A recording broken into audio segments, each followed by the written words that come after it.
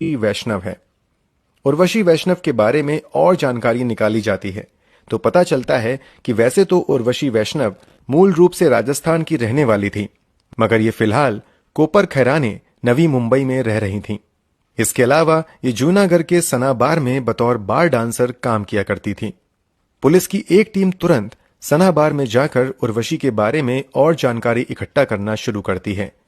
शुरुआती जानकारी में ही ये बात निकलकर सामने आती है कि पिछले 13 दिसंबर से ही उर्वशी जॉब पर नहीं आ रही हैं।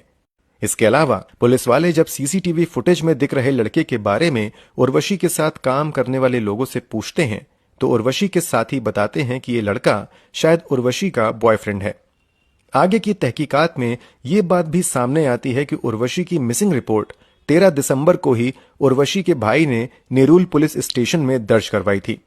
लड़की के बारे में तो बहुत सारी जानकारी निकलकर सामने आ चुकी थी, मगर सीसीटीवी फुटेज में दिख रहे लड़के का अब तक बहुत कुछ पता नहीं चल रहा था। इसलिए पुलिस वाले अब लड़के के बारे में जानकारी इकट्ठा करने की कोशिश में लग जाते हैं। सीसीटीवी फुटेज की एनालिसिस से पता चलता है कि उर्वशी के साथ मौजूद लड़का काफी हट्टा कट्टा है। लड़के की पर्सनैलिटी जिमर टाइप थी, इसलिए पुलिस वाले अब आसपास के जिम में जाकर उस लड़के के बारे में जानकारी इकट्ठा करना शुरू कर देते हैं। लड़के के बारे में पुलिस वालों को एक बड़ा ब्रेक थ्रू घड़सोली के एक जिम से मिलता है। यहां पता चलता है कि लड़के का नाम असल में रियाज खान है। रियाज की उम्र 36 साल थी और वो घड़सोली के ही जिम में बतौर जिम ट्रेनर काम किया करता था।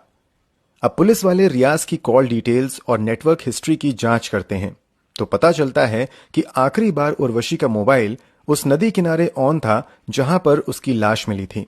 इतना ही नहीं, ठीक उसी समय रियाज का भी नंबर उसी जगह पर एक्टिव था। दोनों में लगातार बातचीत भी हुई थी। ये जानकारी पुलिस वालों के लिए बहुत अहम थी। मामले की तह तक जाने के लिए पुलिस वाले उर्वशी की मौत की खबर उसके भाई को भी दे देते हैं। इसके अलावा उर्वशी की पहचान की पुष्टि के लिए भाई को पुलिस थाने भी बुलाया जाता है। उर्वशी का भाई पहचान की पुष्टि करने के साथ साथ सीसीटीवी फुटेज में दिख रहे दूसरे लड़के रियाज को भी पहचानता है और बताता है कि ये उसका दोस्त है। उर्वशी का भाई पुलिस वालों को यह भी जानकारी देता है कि जब उर्वशी लापता हो गई थी तो वो जब नेरुल पुलिस स्टेशन में बहन की मिसिंग रिपोर्ट दर्ज करवाने जा रहा था तब उसके साथ रियाज भी पुलिस थाने तक गया था और पुलिस के सामने उसने भी उर्वशी के गायब होने की बात कही थी। पुलिस वाले उर्वशी की मौत के पीछे रियाज का हाथ होने का शक जताते हैं तो जवाब में भाई कहता है कि अगर रियाज ने उसके बहन की हत्या की होती तो वो भला अपने ही खिलाफ पुलिस थाने में रिपोर्ट दर्ज करवाने क्यों जाता। बात में थोड़ा दम